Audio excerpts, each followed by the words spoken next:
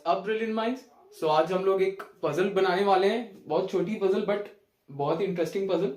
Alright, सो ये एक as based puzzle है।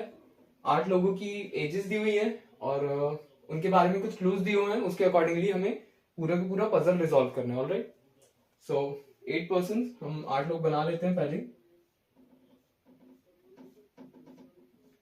7 8 younger to elder है, so we'll make it this way. This is the younger one and increasing order में this is the eldest one and that is the youngest one, right, according to the sign. Now we'll go according to the hints. लिखा हुआ है only Q is younger than P.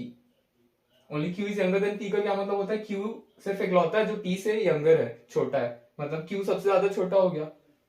P whose age is 35 years.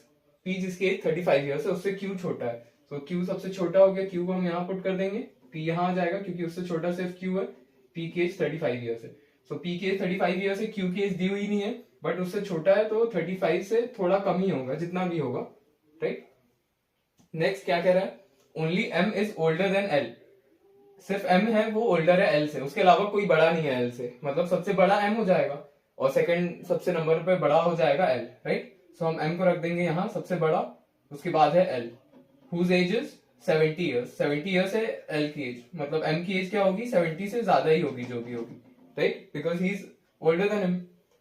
Next, O is younger than N but older than R। All right, so इसका यहाँ पे बना लेते हैं अलग से बिकॉज ये कनेक्ट नहीं हो रहा है फिलहाल। O is younger than N बोल रहा है, N से younger है वो, all right, but older than R, R से older है, so this is how it will be।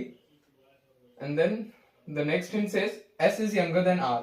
S जो है वो R से छोटा है, so again S यहाँ आ जाएगा। so ये चार हमारे 4 स्पॉट्स बचे हुए थे, ये चारों को हम प्लेस कर सकते हैं इजीली, देख रहे हैं हम। so NORS यहाँ पे आ जाएगा।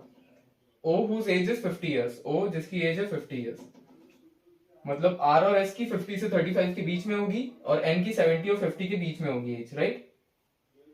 सो इट वाज दिस इजी। इसी तरह अगर आप हमारे चैनल के साथ जुड़ेंगे तो डिफिकल्ट से डिफिकल्ट पजल्स और क्वेश्चंस को इजीली सॉल्व कर पाएंगे। So that's all for today. I will take your leave. Thank you and have a good day. हर हर महादेव।